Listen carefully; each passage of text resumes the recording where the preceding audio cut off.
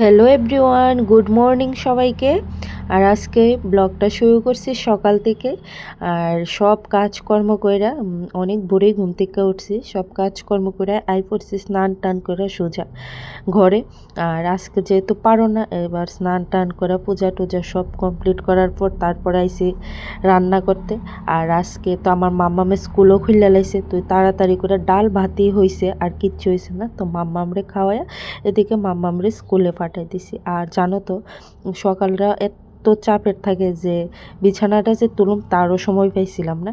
তো মাম্মাম গেছে গা পরে তারপরে আইসি বিছানাটা গুছাইতাম। এদিকে বিছানা গুছে তারপর এদিকে আলু আর ফুলকপি আর সয়াবিন দিয়ে রান্না করছি ঝোল। আমার মাম্মাম খুব ভালো খায় এটা, মানে সয়াবিনের ঝোল হলে আর কিচ্ছু লাগে না। মাম্মামের আর কি এই সবজি কিচ্ছু খাইতো না। তো এদিকে রান্না করছি নিরামিষ একটা সবজি, সব রকমের সবজি দিয়ে এটা আমরা ঘ্যাট কই। তো এদিকে ঘ্যাট রান্না করছি আর করছি বেগুন ভাজি। আমার শাশুড়ি আবার ভাজা না হইলে খাইতে পারে না, তো এর লেগে বেগুন ভাজি করছি। কেউই তো খাইতাম না, আমার মাম্মামও না। তো আজকে রান্না বান্না এতটুকুই, আর বেশি কিছু না। তো এদিকে রান্না টান্না শেষ, আর এদিকে একটু বইয়া রইলাম রেস্ট। আর আমার মুখে না প্রচণ্ড পিম্পল হয়েছে জানো তো। তো একটু এলোভেরা দিছি, দিয়ে সেরা বয়ে রয়েছি। তো এই রেমিডিটা জানি কীরকম হইব, কাজে লাগবো নি জানি না।